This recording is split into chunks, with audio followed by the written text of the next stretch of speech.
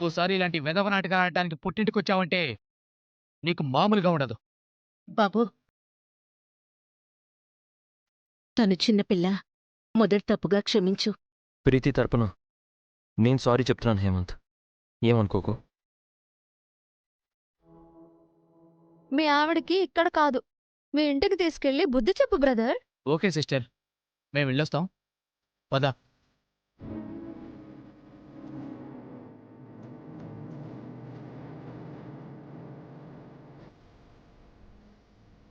మహాలక్ష్మి అత్తయ్య మది చెడడానికి కారణం మీ ఇద్దరు కూడా. ఆవిడ కాబట్టి క్షమించి వదిలేశాను.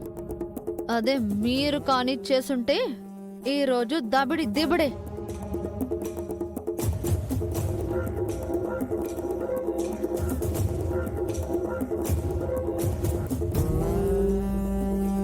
ఈ విషయంలో నేను కూడా తొందరపడ్డాను. సారీ సీత.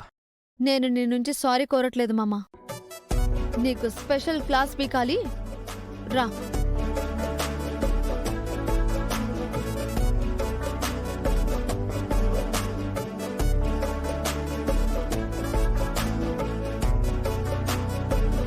నువ్వు వెళ్ళి రూమ్లో ఉండు మామా, నేను ఇప్పుడే వస్తాను.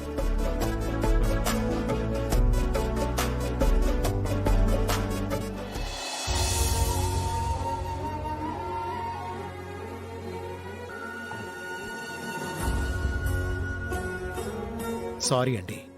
సైట్ విషయంలో మీరు నాకు సాయం చేసినా ఈరోజు మీకు నేను హెల్ప్గా ఉండలేకపోయాను. మీ మీద నాకు మంచి అభిప్రాయం ఉంది.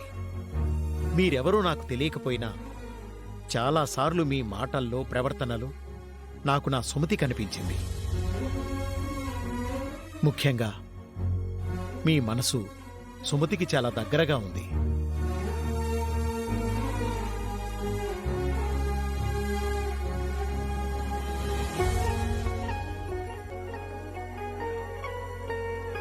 నేనే మిమ్మల్ని ఆపుండాల్సింది. నా బదులుగా నా మేనకోడలు సీత ఆ పని చేసింది.